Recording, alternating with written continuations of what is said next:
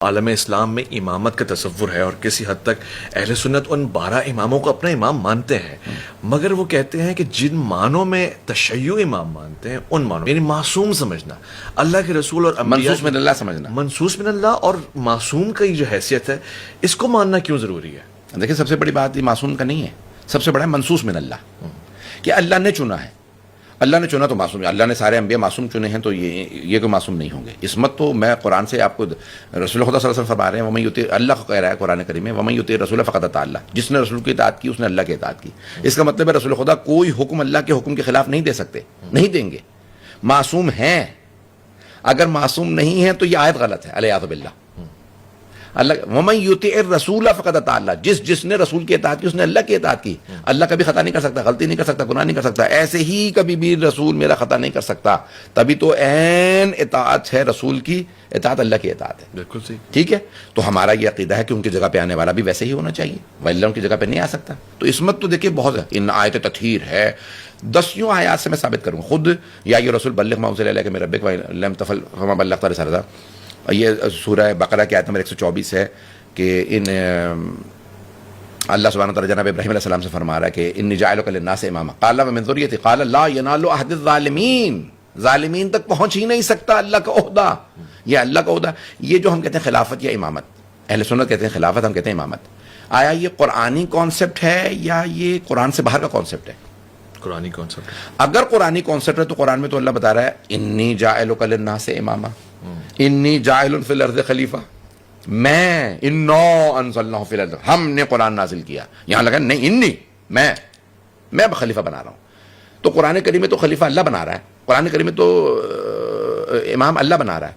اور اس میں ثابت ہے کیوں؟ ظالموں کو نہیں ملے گا. ظلم اللہ پہ بھی ہوتا ہے، ان شرک لظلم عظیم. صحیح. شرک کرنا اللہ پہ ظلم ہے. دوسرے انسان پہ ظلم ہوتا ہے، واضح ہے. اپنے نفس پہ گناہ، اپنے نفس پہ ظلم ہے. یعنی کسی بھی ظالم یعنی کسی گناہ گار کو نہیں ملے گی. جو گناہ نہ کرے پوری زندگی وہی تو معصوم ہوتا ہے. بالکل ٹھیک. تو اس کا مطلب ہے معصوم. یہ تو دیکھیں یہ بحث سب سے بڑے منصوص من اللہ. میں ایک اور بھی دلیل دے دوں اس کے اوپر، دینے لے بہت ہے. سارے انبیاء علیہ السلام کے اوصیاء اللہ نے چنے. صحیح.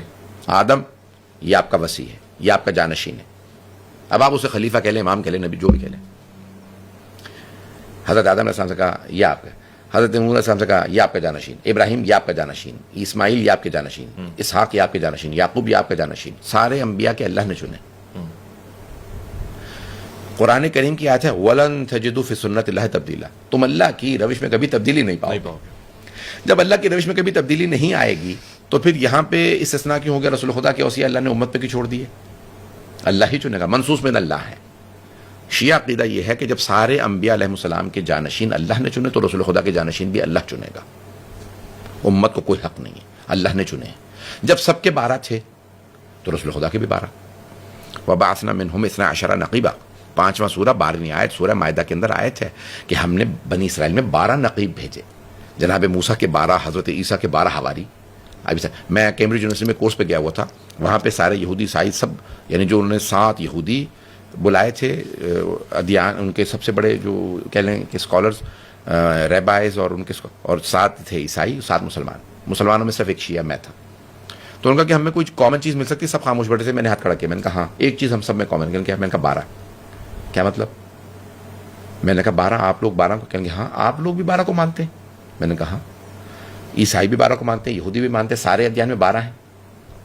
صحیح بخاری میں 12 ہیں، قرآن میں 12 ہیں، صحیح مسلم میں 12 ہیں، ترمذی میں 12 ہیں، نسائی میں 12، مسلم حدیث میں بھی ظاہراً 12، ہر جگہ 12 لکھے ہیں. تو یہ 12 لوگ چنیں گے یا جب 12 بتا رہے ہیں اس کا مطلب ہے کہ وہ برگزیدہ ہیں، کوئی خاص لوگ ہیں. یہ میرے تیرے جیسے نہیں ہو سکتے، اس کا مطلب کوئی خاص لوگ ہیں. تو ہمارے جیسے نہیں ہیں، یہ خاص ہیں. اور یہ پھر معصوم ہیں. ان کی میں نے ابھی آپ کو اتنی آیات پڑھ دی ہیں، ان سب کی الگ الگ بحثیں ہیں پوری جن سے ثابت ہوتی ہے عصمت.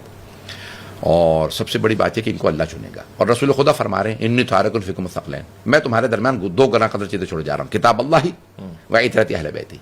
میں اللہ کی کتاب چھوڑے جا رہا ہوں اور اپنی اطاعت اہل بیت. ہم صحابہ میں کیوں تلاش کر رہے ہیں؟ جب پیغمبر کہہ رہے ہیں میں اپنی اطاعت اپنے اہل بیت چھوڑے جا رہا ہوں، تو پھر ہم اہل بیت میں کیوں نہیں تلاش کر رہے یہ 12؟ جب میں مثال کے طور پہ میری انگوٹھی اس ہال میں کھو جاتی ہے، میں باہر جا کے باغ میں تلاش کرنا شروع کر دیتا ہوں. باغ میں ملے گی نہیں کیونکہ کھوئی یہاں ہے.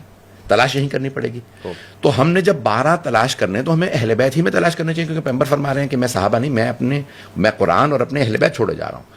اہل بیت جب چھوڑے جا رہا ہوں, جہاں پہ بھی پہلے 500 سال میں حدیث آئی ہے شیعہ سنی کتابوں میں, تو قرآن و اہل بیت ہی آیا. صحیح مسلم میں بھی قرآن و اہل بیت. جب اطرتی اہل بیت ہی کہہ دیا تو پھر اہل بیت میں تلاش کریں, وہ پیغمبر کے 12 خلفاء, وہ پیغمبر کے 12 جانشین, وہ پیغمبر کے 12 ائمہ. ٹھیک ہے, مان لیتے ہیں قبلہ. اتنا ضروری سوال یہاں پہ پیدا ہوا ہے کہ اگر ان 12 کو اپنا امام بنا لیں گے تو فائدہ کیا ہوگا؟ یعنی دنیا اور آخرت کی بات تو ٹھیک ہے, مگر نظام اسلامی میں فائدہ کیا ہوگا؟ سب سے بڑی بات یہ ہے, دیکھیں مثال کے طور پہ میں دیکھتا ہوں کہ ایک آدمی چوری کر رہا ہے, میں جا کے فوراً اس کا ہاتھ کاٹ دیتا ہوں. میں نے دیکھا ایک آدمی نے قتل کر دیا, میں نے اس کو جا کے گولی مار دی. میں نے دیکھا ایک صاحب جو ہیں وہ قانون توڑ رہے ہیں, گاڑی انہوں نے سرخ لائٹ سے نکال دی, میں نے فوراً جا کے شیشے توڑ دیے.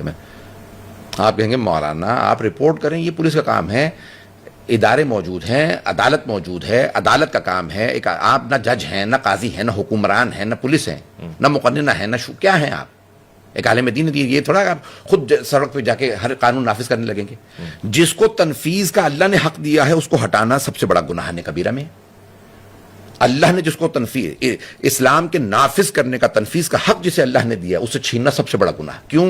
یہ اس پہ ظلم بھی ہے اور اللہ پہ ظلم ہے کہ جس کو تو نے چنا تھا ہم نے اس کو معزول کر دیا, ہم نے اس کو محروم کر دیا اس کے حق سے. نبی اکرم صلی اللہ علیہ وسلم نے کہا میں نے آپ کو چن لیا, آپ اسلام نافذ کرنے کا قانون رکھتے ہیں. ان کی جگہ پہ اگر کوئی آ جائے تو کیا رسول اکرم پہ ظلم نہیں ہے؟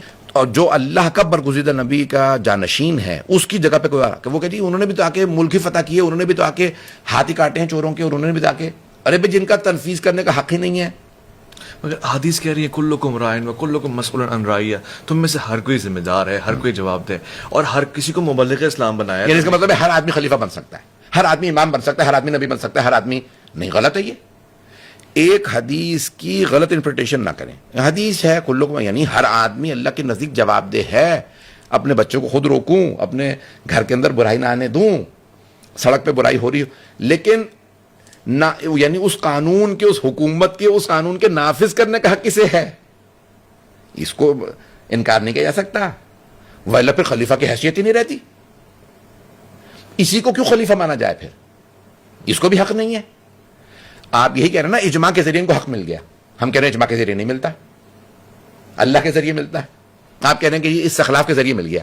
جب میری پہلے پوزیشن ثابت ہوگی کہ میں خلیفہ ہوں تو میں استخلاف کروں گا نا, میں ہوں, میں آپ کو بنا رہا ہوں, میرا اپنا ہی ثابت نہیں ہے.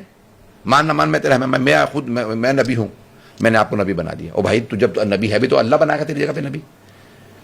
جس کا حق ہی نہیں ہے تو وہ آگے سے استخلاف نہیں کر سکتا. جس کا حق ہی نہیں ہے اس کا اجماع سے ثابت نہیں, جس کا حق ہی نہیں ہے اس کا شورا سے ثابت نہیں. جب ثابت نہیں ہے تو کسی طرح سے ثابت نہیں ہے. ٹھیک ہے, ٹھیک ہے. کیا مجھ سے آج کے زمانے میں, ظاہر ہے ہر کسی کو موت آ رہی ہے, اور جب میں قبر میں جاؤں گا تو مجھ سے ان 12 اماموں کا پوچھا جائے گا, یا ان شخصیات کا جو مجھ سے کئی سو سال پہلے آئیں تبلیغ کی, کیا ان کا اور میرا کوئی ربط ہوگا؟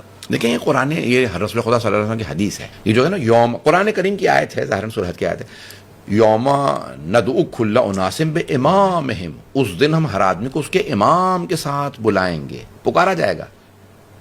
یہ امام علی علیہ السلام کی رعیت, یہ حضرت امام حسن علیہ السلام کی رعیت, یہ امام حسین علیہ السلام کی رعیت ہے, یہ امام مہدی علیہ السلام کی رعیت ہے. مسند احمد بن حنبل میں واضح حدیث ہے, من مات ولم یعرف امام زمانہ فقد مات میتۃ الجاہلیہ. جو بھی اپنے زمانے کے امام کی معرفت کے بغیر مرا وہ جاہلیت کی موت مرا, یعنی زمانہ جاہلیت, یعنی پری اسلامک دور میں مر گیا, یعنی کفر کی موت مرا. اتنا بڑا بتا رہے ہیں, اب اسے آپ کو خلیفہ کا ٹائٹل دے دے, بادشاہ کا ٹائٹل, جو مرضی ٹائٹل دے دیں, امام کا دے دے. لیکن یہ کہ آیا یہ ہم کوئی بھی بنا سکتے ہیں. ہمارا دل کر رہا ہے ہم یہاں پہ 22 افراد موجود ہیں, مجھے آپ پسند آ رہے ہیں, آج سے آپ امام ہیں, آپ خلیفہ ہیں, ایسے ہو جائے گا؟ نہیں. یہ جو مثال کے طور پہ کہا جا رہا ہے, یہ جو بھی شورا بنائی جا رہی ہے, یہی جو مثال کے طور پہ استخلاف کیا جا رہا ہے, یہی جو اجماع کی بحثیں کی جا رہی ہیں, تو یہ یہی بتانے کی کوشش کر رہے ہیں نا کہ ہم رسول خدا کا جانشین بنا کے رسول خدا کو سونپ رہے ہیں, ہم نے آپ کی جگہ پہ جانشین بنا دیا. اسی کی دلیل دے دیجیے قرآن و حدیث سے.